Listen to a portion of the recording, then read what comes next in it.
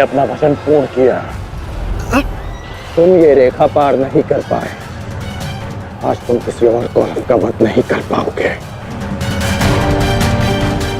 बोलो ना सही, मैं तुम्हारा वध कर दूंगा। उसका अवसर कभी और ढूंढना भी, क्योंकि सूर्यास्त हो चुका है।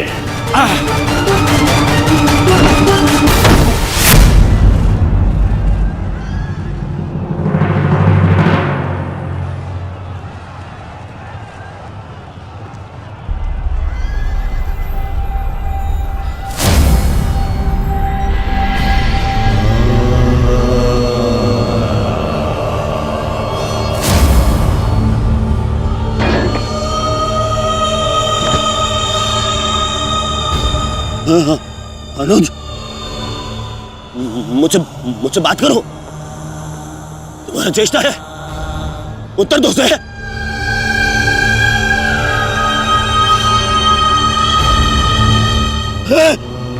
अनुज, अनुज उत्तर दो। ये क्या हो गया? तुम सबने कभी अपने देश की बात का उल्लंघन नहीं किया, तो आज ये उदंडता क्यों? उठो, उत्तर दो। उठो।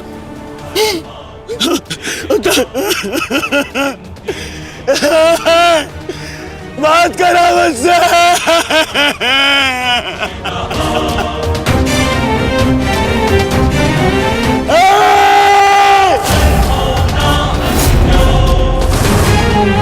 क्या क्या भीम, ये क्या किया तुमने? केवल कहने को ज्येष्ठ भ्राता था मैं। पिता से अधिक इन्होंने मुझे सम्मान दिया है। ये चाहते थे कि अपने कंधे पर उठाकर मुझे सम्राट के सिंहासन तक लेके जाएंगे। बस तुमने मुझे विवश कर दिया। मैं इनकी अर्थी को कंधा दूं।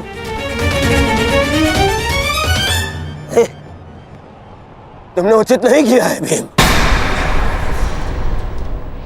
उचित नहीं किया। मैं छोड़ूंगा नहीं तुम्हें, उधर मैं नहीं छोड़ूंगा।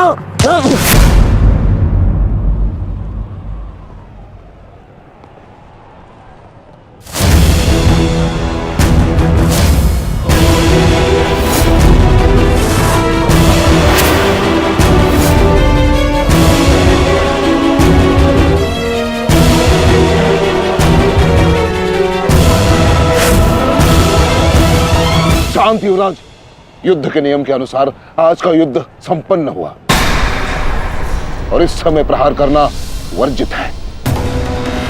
पर प्रतिकार करना नहीं आचार्य, प्रतिकार नहीं। पांडवपुत्र,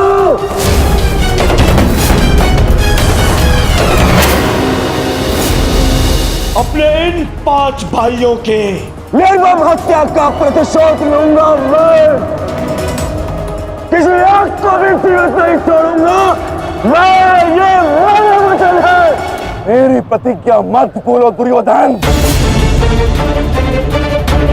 तो नियति तुम्हारे 5 भाइयों की हुई है, वही नियति तुम्हारे शेष 95 भाइयों की भी होगी। दुर्योधन! मैं ऐसा नहीं छोड़ूंगा। राजा भीम रुक जाइए, ये सही समय नहीं है।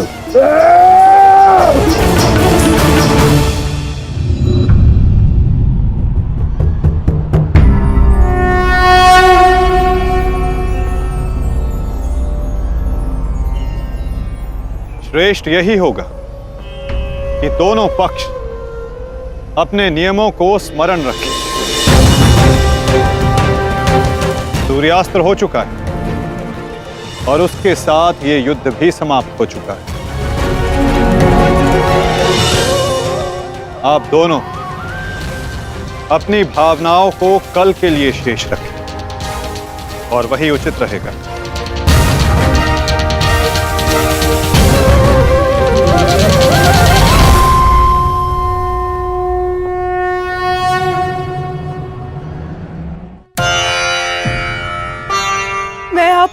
पुनः लौटा रही हूँ महादेव।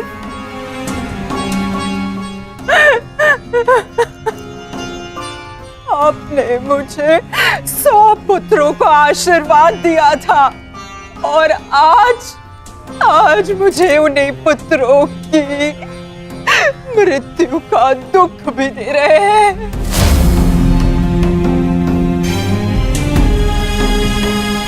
विलाप ना करो गांधारी, युद्ध में मृत्यु होना निश्चित है। कभी स्वयं के पक्ष के योद्धाओं की और कभी विरोधी पक्ष की। ईश्वर को दोष मत दो, ईश्वर का धन्यवाद करो कि तुम्हारे पुत्रों को वीर गति प्राप्त हुई है। आपके मन को समझाने के लिए ये तर्क पर्याप्त हो सकता है आर्य, परंतु मैं क्या करूं? मैं तो एक माता हूं ना। मेरे तप के बदले महादेव ने मुझे ये आशीर्वाद दिया था, तो फिर ये मेरे तप का फल मुझसे कैसे छीन सकते हैं? कैसे आर्य? पूछिए इनसे, इन्होंने ये अनर्थ क्यों होने दिया? जो पहले मुस्कान दी तो फिर बाद में आंखों में अश्रु भर दिए। ऐसे ईश्वर नहीं चाहिए मुझे, नहीं चाहिए।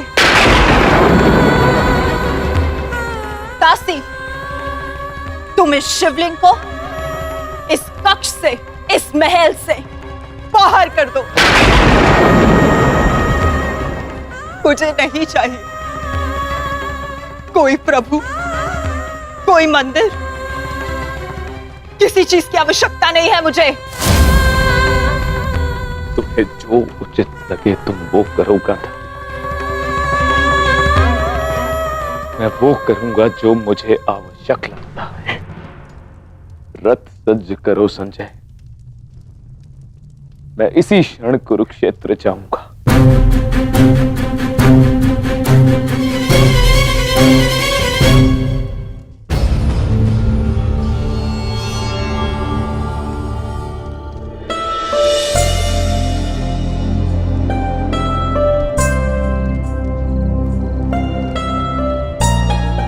पुत्र,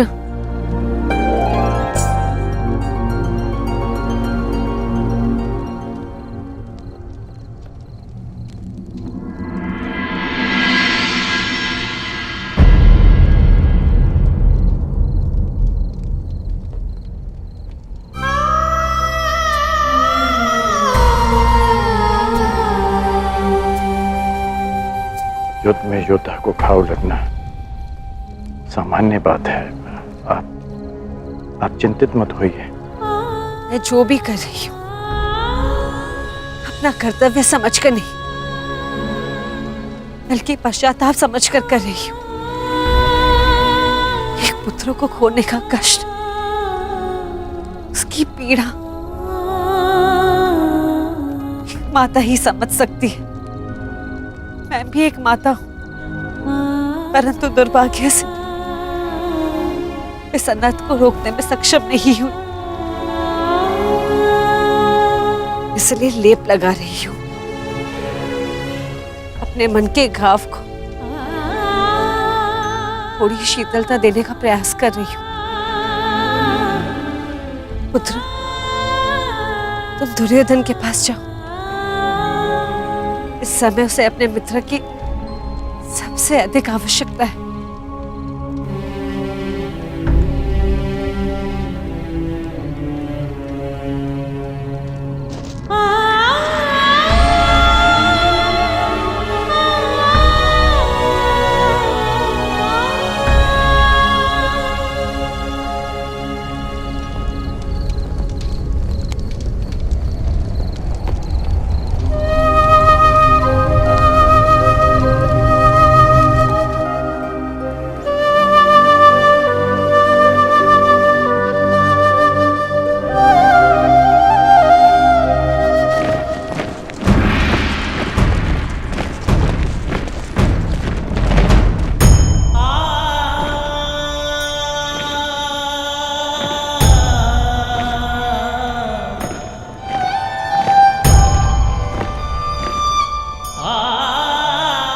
पिताजी।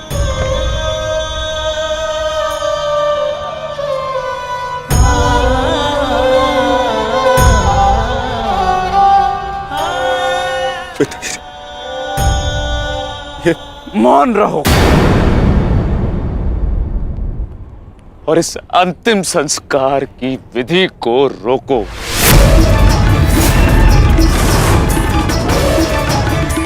मेरे पुत्रों का अंतिम संस्कार नहीं होगा।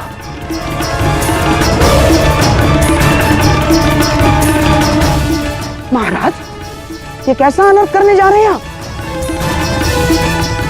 देखिए, इस संसार में आने वाले का और इस संसार से जाने वाले का संस्कार अत्यावश्यक होता है, अन्यथा इनकी आत्माओं को कैसे मुक्ति मिलेगी?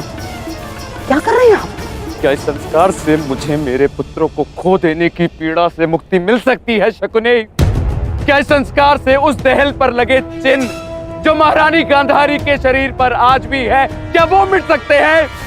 तुम्हारे लिए वो केवल 5 सैनिक थे, किंतु मेरे लिए वो मेरे अंग, मेरे शरीर, मेरी आत्मा के 5 हिस्से थे, 5 अंश थे।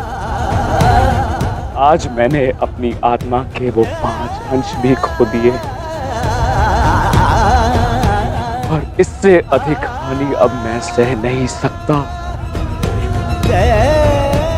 मैं वर्तमान नहीं देख सकता, परंतु भविष्य देखने की क्षमता आ गई है मुझ में। हस्तिनापुर का महाराज होने के नाते ये मेरा निर्णय है कि इस युद्ध को इसी क्षण रोक दिया जाए।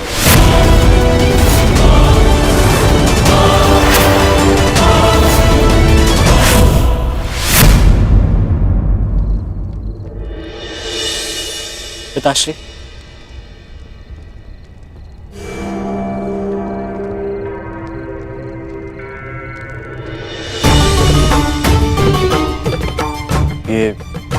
ये किसके लिए? आपके लिए पिताश्री।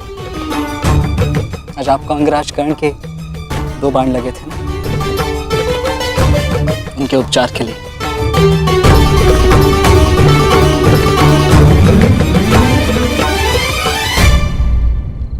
मुझसे अधिक घाव तो तुम्हें लगे हैं पुत्र। मैंने सुना तुम्हारे और दुर्योधन के मध्य हुए द्वंद्व के विषय में। तुम्हें ऐसा नहीं करना चाहिए था अभिमन्यु।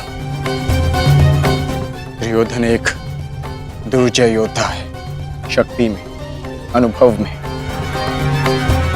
तुमसे कहीं अधिक। तुम्हें सावधान रहना चाहिए। पिताश्री उचित कह रहे हैं आर्य।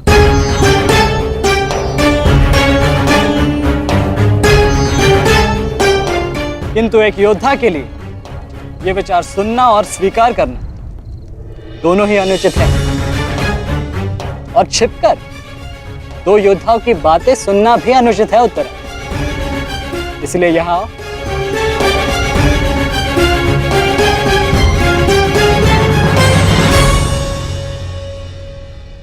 आप ही बताइए पिताश्री, क्या एक पत्नी का अपने पति के लिए चिंता करना अनुचित है? आप कहते हैं तो ये मान जाते हैं, और मैं कहूं तो ये मुझ पे बरस पड़ते हैं।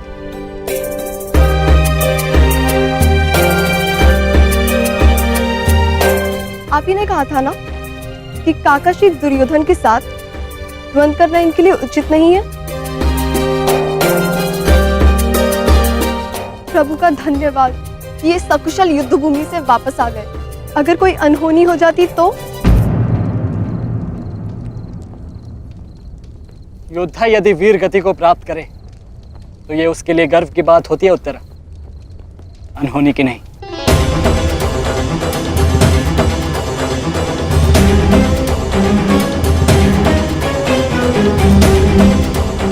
मुझे तुम्हारे साहस और कौशल पर गर्व है पुत्र, परंतु उत्तरा का कहना भी अनुचित नहीं है। प्रत्येक पत्नी को अपने पति की चिंता होती है। सुमित्रा केवल तुम्हें सुरक्षित देखना चाहती है पुत्र, और मैं हस्तिनापुर के मधान युवराज का अहंकार तोड़ना चाहता हूं पिताश्री। जब भी रणभूमि में मेरी दृष्टि उन पर पड़ती है तो मेरे कानों में माता द्रौपदी की करुण पुकार गूंजने लगती है, और फिर मैं स्वयं को रोक नहीं पाता। तो आप दोनों पूर्णतः निश्चिंत रहिए।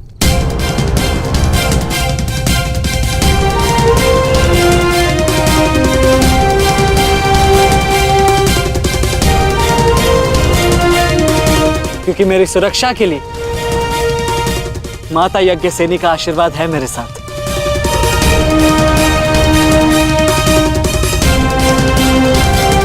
और जब तक ये मेरे साथ है मुझे कुछ नहीं हो सकता।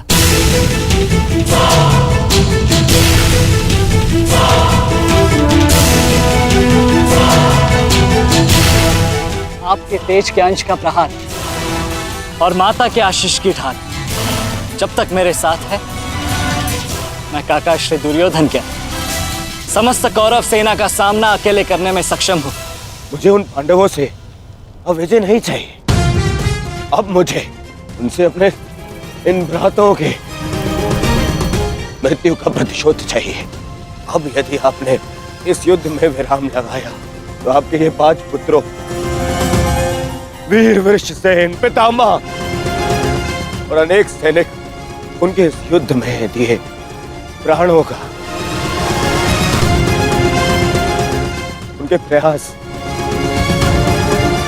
सब व्यर्थ चले जाएंगे पिताश्री। ऐसा मत कीजिए पिताश्री। रक्त के बदले रक्त लूंगा मैं।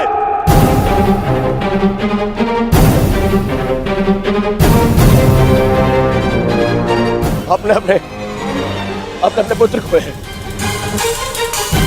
वो पांडव अपने पुत्र को के और हम मुझे पाएंगे पिताश्री। मूर्खतापूर्ण बातें मत करो दुर्योधन।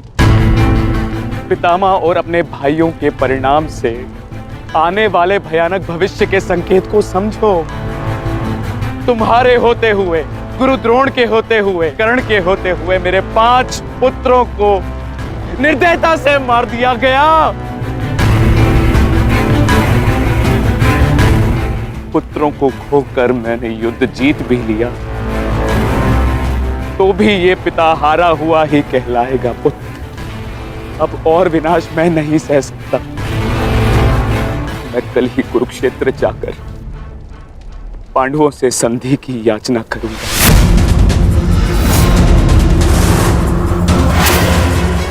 पांडवों से अपने पुत्रों के प्राणों की रक्षा की याचना करूंगा मैं, क्योंकि केवल यही एक मार्ग शेष है। मुझे इस युद्ध भूमि, इस युद्ध से दूर रखने का एक और उपाय है पिताश्री।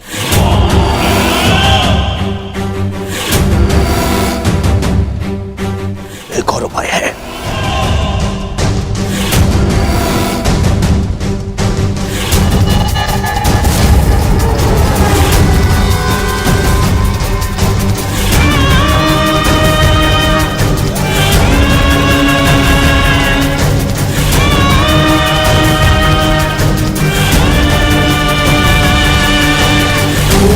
उपाय यह है कि आप इसी क्षण मेरा वध कर दें। अभी मेरे प्राण हर ले, क्योंकि मैं ना संधि करूंगा और ना ही याचना करूंगा उन पांडवों के समक्ष।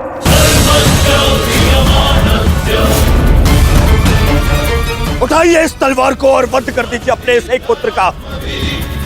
अपने इस एक पुत्र का वध करके बचा लीजिए अपने शेष 94 पुत्र।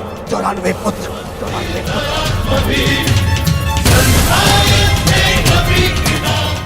लीजिए और प्रहार करिए मुझ पर। लीजिए, उठाइए इसे और प्रहार करिए अपने इस पुत्र पर, कि वो अब पांडवों के समक्ष नहीं झुकेगा। मेरे मित्र से पूर्व आप मेरा वध करें। यदि आपको हम पर विश्वास नहीं तो हमें जीवित रहने का कोई अधिकार नहीं। आप मेरा वध करें या हमें एक और अवसर दें। अपने पुत्रों के बलिदान को व्यर्थ मत जाने दीजिए महाराज। युद्ध लड़े बिना पराजय स्वीकारने से तो अच्छा है कि आप अपने हाथों से हमें मृत्यु प्रदान करें। आपने अपने पुत्र के लिए जो स्वप्न देखे हैं, क्या उनमें वो स्वप्न भी सम्मिलित हैं जिनमें वो अपने शत्रुओं के सामने क्षमा याचना करे?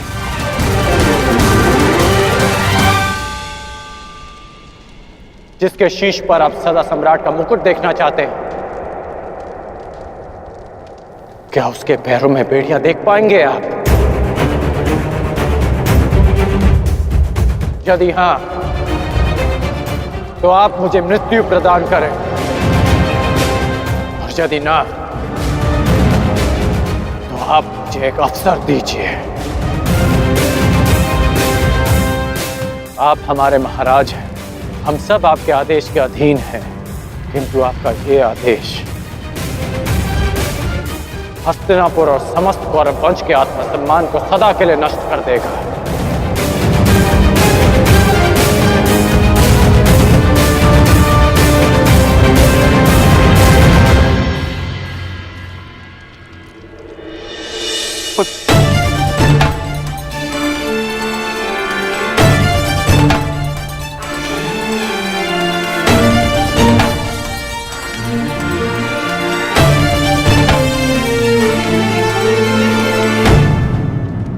मैं क्या करूं पुत्र? एक पिता के लिए अपने पुत्र की अर्थी का बोझ इस जीवन का सबसे बड़ा बोझ होता है पुत्र,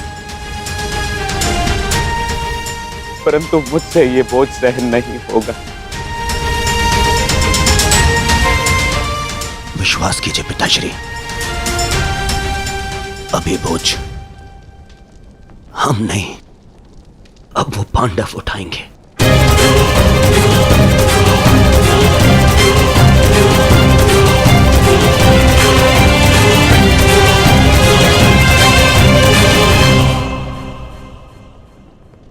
आइए पिताश्री,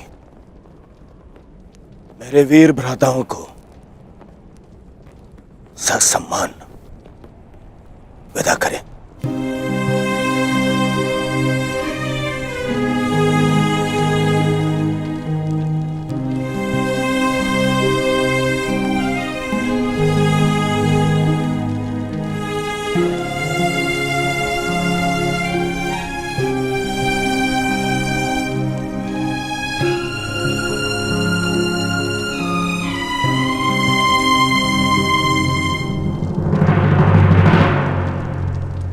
कौन? कल के लिए हमारी क्या रणनीति है? कल की रणनीति तो स्पष्ट है। आज मैंने उन 5 कौरवों का वध किया, कल और 25 का अंत कर दूंगा। मैं आज ही उन 100 कौरवों का वध कर देता, किंतु वो सूत पुत्र कर्ण बीच में न आया होता। कर्ण की चिंता मुझ पर छोड़ दीजिए भ्राता भीम। आज तो वो द्वंद छोड़कर निकल गए, किंतु कल उसे भागने का अवसर नहीं दूंगा मैं, और कौरवों की सहायता के लिए नहीं जाने दूंगा।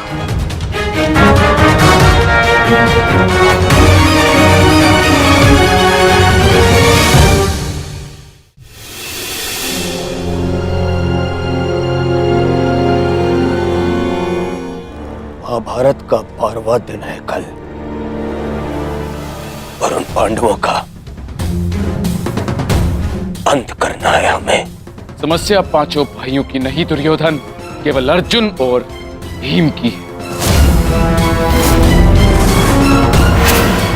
उन्हें रोकने के लिए हमें एक योजना की आवश्यकता है। उस भीम को आप मुझ पे छोड़ दीजिए। अपने भाइयों के मृत्यु के मैं स्वयं प्रतिशोध लूंगा। और अर्जुन को रोकेगा कर्ण। गुरु द्रोण अर्जुन के लिए पर्याप्त है मेरे होने वाले सम्राट। अर्जुन मेरा लक्ष्य है, उसे रोकने में मैं सक्षम हूं।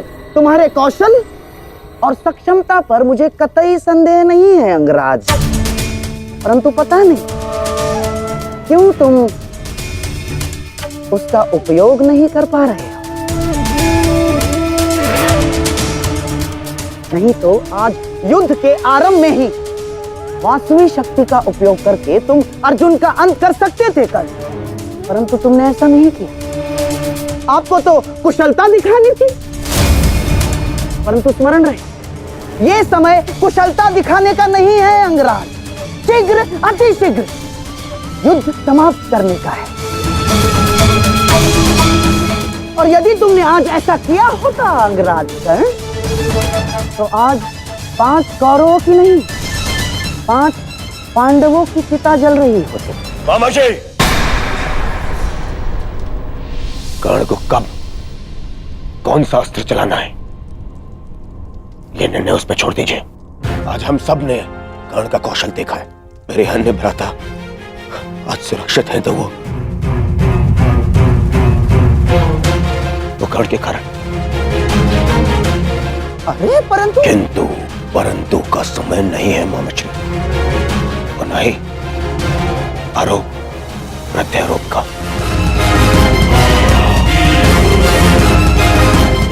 ये समय है साथ रहने का, उनका और उनकी उन उदंड पुत्रों के अंत करने का समय है ये।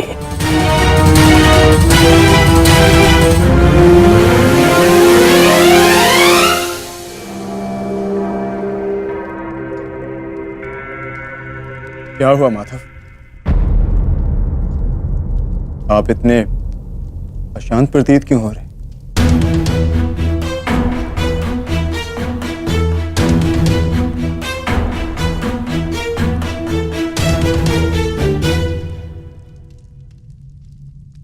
यह अशांति आज के युद्ध के परिणाम की है पार्थ। आज युद्ध में दुर्योधन ने अपने 5 अनुजों को खोया और कल वो युद्ध में इसका प्रतिशोध लेने उतरेगा।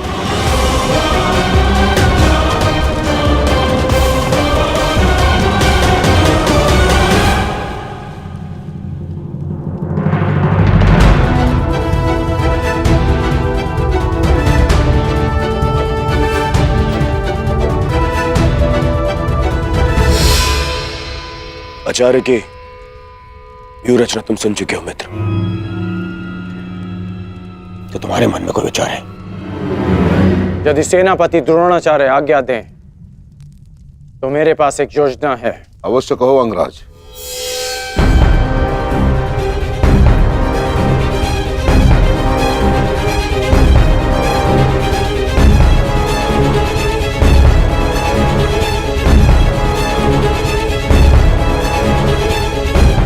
अद्भुत कर्ण, अब उन पांडवों का विनाश निश्चित है।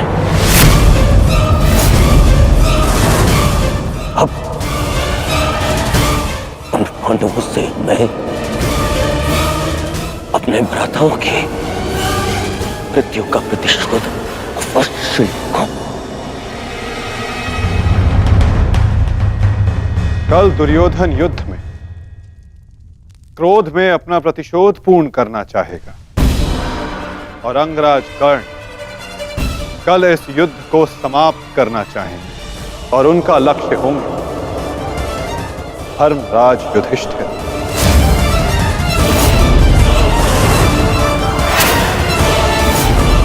और हम सब का लक्ष्य होगा कौरवों की रणनीति को तोड़ देना।